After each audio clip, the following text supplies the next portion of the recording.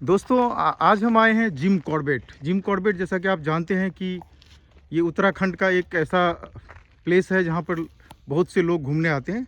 यहाँ मैं पहली बार आ रहा हूँ और मुझे ये देख के बहुत ही दुख हो रहा है। यहाँ की नदियाँ जो है ऑलमोस्ट सूखी पड़ी हैं और मैं देख पा रहा हूँ कि काफ़ी पेड़ों को काटा जा रहा है और ऐसा भी लग रहा है कि यहाँ हवा में थोड़ा सा धुआं की सुगंध हमें आ रही है। दैट मीन्स कहीं ना कहीं पेड़ों को जलाया भी जा रहा है। तो ज़रा हम समझने की कोशिश करते हैं। यहाँ के जो निवासी लोग हैं, मुझे कुछ दिख रहे हैं यहाँ पर टहल रहे हैं, तो मैं उनसे बात करता हूँ और पूछता हूँ। जी भाई साहब, ज़रा एक मिनट सुनेंगे आप? हाँ, जी बताइए भाई साहब, क्या नाम है आपका? मेरा नाम प्रशांत है जी। प्रशांत जी, आप यहाँ के निवासी हैं? यहाँ का निवासी समझ लीजिए। Okay, good good. आप हमें ये बताइए कि आपको कैसा लगता है कि ये सब, मुझे तो बड़ा अचरज हो रहा है कि इतने सुंदर जो खूबसूरती जो है प्रकृति का नज़ारा भरा हुआ था, मैं हर जगह देख रहा हूँ कि या तो पेड़ों को काटे जा रहे हैं, नदियाँ ऑलमोस्ट सूखी पड़ी हैं, एकदम वीरान है और ऐसा लग रहा है कि जैसे हवा में भी काफ़ी दुर्गंध है। दुर्गंध मीन्स कि मुझे लगता है ये फॉल स्मेल है। कहीं ना कहीं लकड़ियों को या तो जलाया जा रहा है या फिर नहीं। ऐसे पदार्थों को जलाया जा रही है जिससे कार्बन मोनोऑक्साइड बहुत ज़्यादा आता है और हो सकता है वो प्लास्टिक हो सकता है या कोई और हो सकता है। आप क्या सोचते हैं इस बारे में? आप बिल्कुल सही कह रहे हैं। जैसे जैसे इंसान की ज़रूरतें बढ़ रही हैं और आप जानते हैं कि ये जगह जो है वो दिल्ली से लगभग 250 पौने 300 किलोमीटर दूर है, तो आप उधर भी देखेंगे, देखिए अंदर तक वो जीप पहुंच गई है।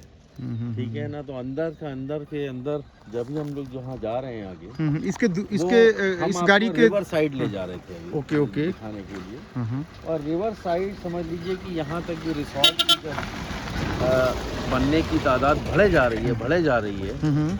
और वो रिसोर्ट सिर्फ ऐसे नहीं है कि इको फ्रेंडली रिसोर्ट हों जहाँ पे कार्बन एमिशन और इन सब का ध्यान रखा जाए।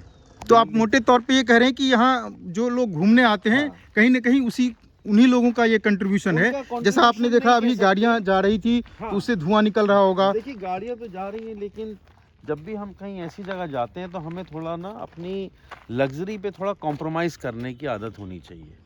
आपको याद होगा यहाँ पे फॉरेस्ट रेस्ट हाउस होते थे जहाँ पे कुछ भी नहीं होता था, ना एसी ना कुछ, तो वो भी शायद अब बंद हो गए।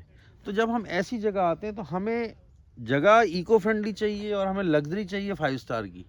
तो वो जो मेल है ना, उस कॉम्बिनेशन से ये जेल नहीं होगा, तो थोड़े दिनों में इकोसिस्टम डिस्टर्ब हो जाएगा। जहाँ हो सकता है हम लोग जहाँ चल रहे हो, यहाँ 10 साल पहले टाइगर घूमता हो।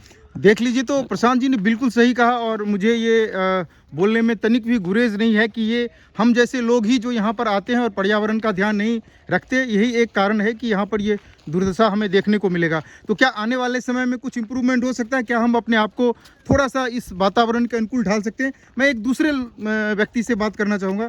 भाई साहब, क्या नाम है आपका? मेरा नाम सुनील दत्त चिलकोटी है सर।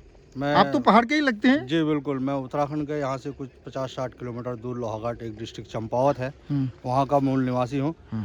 सर, जैसा ये प्रशांत जी ने कहा है कि मनुष्य की आवश्यकताएं जो बढ़ती जा रही है, उसके चक्कर में हम लोग अपना नेचर से खिलवाड़ कर रहे हैं और उसकी ध्यान नहीं रख पा रहे हैं। उसी की वजह से हम लोगों को ये सारी चीज़ों का सामना करना पड़ रहा है। आप पीछे देख पा रहे हैं, बहुत सारे पर्यटक जो है वो घूमने के लिए आ रहे हैं।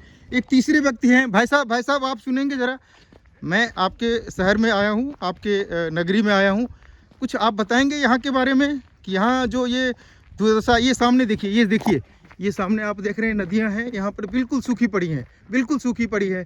मुझे पता चला कि यहाँ पे बरसों पहले हर समय इसमें पानी रहता था। भाई साहब, आपका नाम? मेरा नाम है वैभव। आप पहले ये देखिए, बंदर देख रहे हैं यहाँ पे, है ना? ये बंदर देखे हैं, उधर मोर दिख रहा है आपको। यहाँ पहले झरना बहा करते थे और उत्तराखंड के अधिकतर घरों का जो भी पानी था वो यहाँ से जाया करता था। अब यहाँ पे प्रकृति के साथ इंसान ने खिलवाड़ किया और यहाँ पे आपको बंदर नज़र आ रहे हैं, पानी नज़र नहीं आ रहा है। तो ये हम लोग को सोचना चाहिए किस तरह से हम लोग जो है। तो देखा आपने कि क्या कह रहे हैं? ये कह रहे हैं कि कहीं ना कहीं हम लोग स्वयं जिम्मेवार हैं। हम जैसे लोग यहाँ आते हैं और इस पर्यावरण को दूषित करके चले जाते हैं। क्या हम इसमें सुधार कर सकते हैं? क्या हम अपनी आदतों में सुधार कर सकते हैं? यही हमारा कंट्रीब्यूशन होगा हमारे समाज के लिए, हमारे पर्यावरण के लिए। धन्यवाद।